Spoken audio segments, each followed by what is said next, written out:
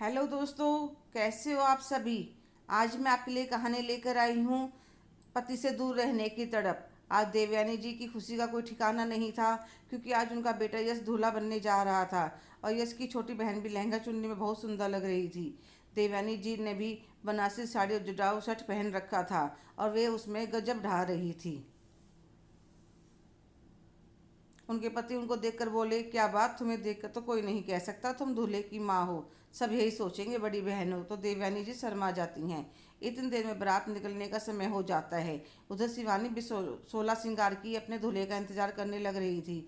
शादी अच्छी तरह से संपन्न हो गई और शिवानी दुल्हन बनकर अपनी ससुराल आ गई। सारे रस्मों रिवाज कर दोनों गोवा घूमने चले गई।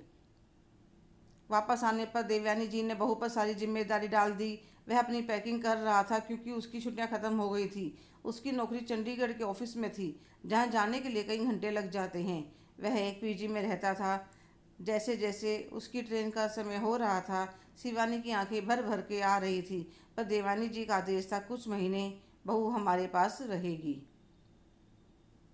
शर्म के कारण यश भी अपने मम्मी पापा से कुछ नहीं बोल पा रहा था। यश के जाने के बाद सासू माँ का व्यवहार एकदम बदल गया।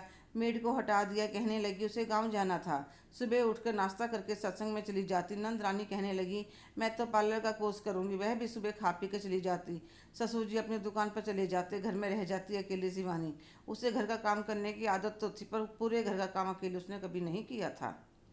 वह दिन पर दिन मुरझाती जा रही थी। यश भी एक बार ही आ पाए थे। जब कभी उनका फ़ोन आता तो सासू माँ नंद हाथ से फ़ोन ले लेती, कहती पहले हमें बात करने दी, और फिर फ़ोन काट देती। एक दिन मेरी सहेली मुझसे मिलने आई।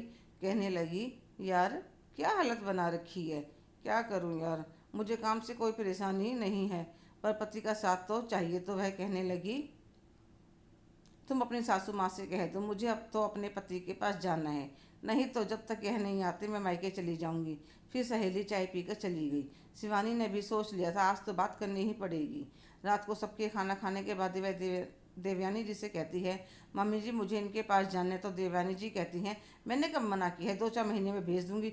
ठीक है मम्मी जी, इतने में ये नहीं आते, मैं अपने मायके चली जाती हूँ।